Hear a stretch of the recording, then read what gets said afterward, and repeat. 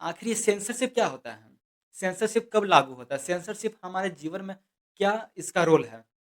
चलिए इसको अच्छे से जानते हैं। आपका मेरे एनहांस नॉलेज चैनल में स्वागत है। चलिए इस वीडियो को स्टार्ट करते हैं, मेरे साथ बने रहिए। आखिर सेंसरशिप होता क्या है? कि सेंसरशिप मतलब हमारे इन्फॉर्मेशन, आइडियाज़ और एक्सप्रेशन ये सबको सप्रेस करना, इसी को हम सेंसरशिप बोलते हैं। ये शॉर्ट में है। आप लोग समझ गए कि सेंसरशिप हम कुछ बोल रहे हैं, आखिर हमें बोलने का अधिकार कौन दिया है? हम क्यों किसी के बारे में लिख पाते हैं? सेंसरशिप के कुछ एडवांटेज है, कुछ डिसएडवांटेज है। मतलब नुकसान भी है और फ़ायदा भी है। आखिर नुकसान कब है और फ़ायदा कब है? ये सब के बारे में हम जानते हैं। सेंसरशिप के कुछ टाइप हैं। सबसे पहले उन कुछ टाइपों के बारे में हम आपको बता दे रहे हैं। सबसे पहले आता है गवर्नमेंट सेंसरशिप। आइए गवर्नमेंट सेंसरशिप क्या है? किसी के ऊपर जो स्टेट होता है, जो हमारा देश है, वो क्या करता है कि किसी को बोलने के ऊपर कोई उसके खिलाफ गवर्नमेंट के खिलाफ कुछ लिख नहीं सकता, कुछ छाप नहीं सकता, कुछ बोल नहीं सकता।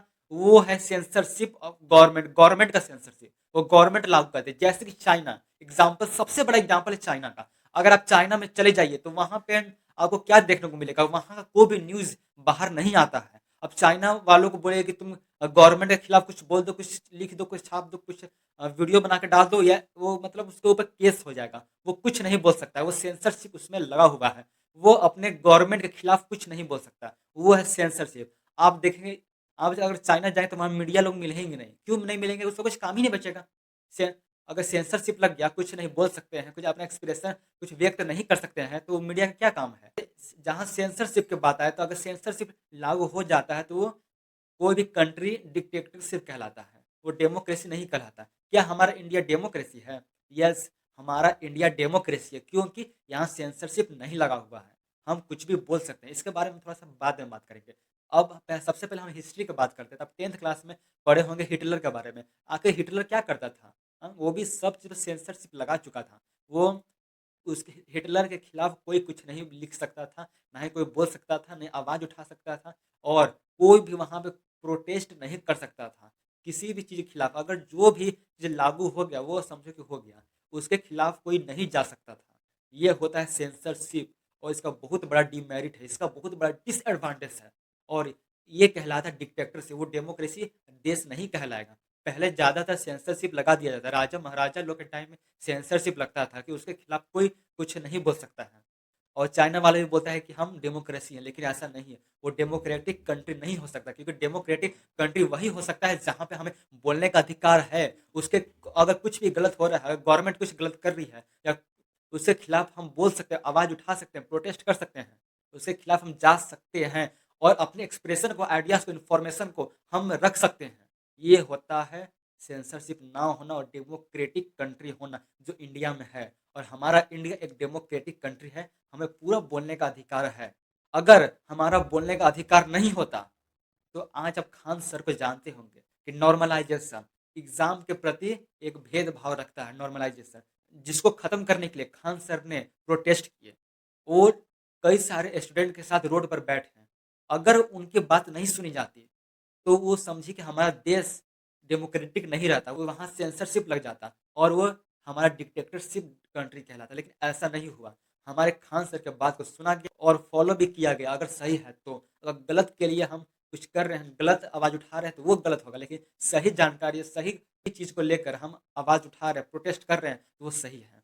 जब खान सर प्रोटेस्ट कर रहे हैं तो वहाँ पे बहुत सारे मीडिया लोग थे। मीडिया लोग का बहुत बड़ा रोल था उस प्रोटेस्ट में। अगर वहाँ पे मीडिया नहीं होता तो पता नहीं आज नॉर्मलाइजेशन अभी भी रहता, और बीपीएससी एग्जाम में बहुत बच्चे शायद एंटर भी नहीं करते, और स्टूडेंट लोग के मन में डर बैठ जाता, क्योंकि वो खुद इस देश के नागरिक और जिम्मेदार नागरिक और आने वाले भविष्य भी हैं। और कुछ ऐसे सेंसरशिप होते हैं जैसे कोऑपरेटिव सेंसरशिप। कुछ कंपनियां क्या करती है कि अपने प्रोडक्ट को सेल करने के लिए उनकी सिर्फ अच्छाइयां दर्शाती है, बुराइयां नहीं दर्शाती है, जिनके कारण हम उस झांसा में आ जाते हैं। जैसे कि मैं बहुत पहले एड्स देखा था टीवी में कि मैगी के बारे में, तो खाओ तो मैगी ही खाओ, खाओ तो मैगी ही खाओ। ये एड्स मैं जब देखा तो मैं सोच पड़ा कि ये क्या है। उसकी तो अच्छाई तो बता दिया, 2 मिनट में बन गया, 2 मिनट में मैगी बन गया, लेकिन वो किस चीज़ से बना है? मैदा से बना है, और जो मैदा हमारे सेहत के लिए बहुत ही हार्मफुल है। उसकी सिर्फ़ अच्छाइयों को दर्शाया गया। एक आता है सेल्फ सेंसरशिप, जो लोग खुद में लगा के रखते हैं, जैसे कि वो अपने थॉट, अपने विचार, अपने इन्फॉर्मेशन को बाहर नहीं निकालना सकते। वो अपने थॉट, अपने एक्सप्रेशन को बाहर नहीं दर्शाना चाहते। वो खुद का सेंसरशिप है, वो चलेगा। एक आता है पॉलिटिकल सेंसरशिप। पॉलिटिकल सेंसरशिप कोई भी अपने ऑपोजिशन के खिलाफ या उसके बारे में नहीं बोल सकता है। ये क्या का रूल है? ये है चाइना का रूल। यही तो होता है कि वहाँ पे एक ही पार्टी के सदस्य अपने इलेक्शन में आते हैं, वही जीतते हैं, वही मतलब राज करते हैं और कोई नहीं आता वहाँ पे। कोई अगर वहाँ पे पार्टीज़ बहुत सारे हैं, इसीलिए चाइना के गवर्नमेंट बोलते हैं कि हम डेमोक्रेसी हैं, क्योंकि वहाँ पे बहुत सारी इलेक्शन पार्टी है। लेकिन एक ही हमेशा जीतती आई है, क्योंकि सेंसरशिप के कारण। सेंसरशिप देश में मतलब लगना चाहिए और नहीं भी लगना चाहिए, क्योंकि सेंसरशिप कुछ वैसे हैं जो सिक्योरिटी के लिए काम आते हैं। जैसे कि हमारा कुछ इन्फॉर्मेशन, हमारे कंट्री की इन्फॉर्मेशन, सेल्फ इन्फॉर्मेशन या कोई कंपनी की इन्फॉर्मेशन बाहर ना पहुँचे, वो उसके लिए सेंसरशिप अच्छा है। बाकी सेंसरशिप ना ही रहे, वही बेहतर है। हम डेमोक्रेटिक हैं, मेरा देश डेमोक्रेटिक है और यही रहना चाहिए, और हम अपने एक्सप्रेशन, आइडियाज़ सारी चीज़ को आपके सामने ज़ाहिर कर सकते हैं। और मैं आशा करता हूँ कि आपको सेंसरशिप के बारे में लगभग सारी जानकारी मिल गई होगी। अगर आपको ये वीडियो पसंद आया होगा, तो लाइक तो करना बनता है और साथ में शेयर करना बिल्कुल भी मत भूलिएगा। सबको आखिर पता चले कि सेंसरशिप होता क्या है, सेंसरशिप हमारे लिए क्यों ज़रूरी है और क्यों ज़रूरी नहीं है।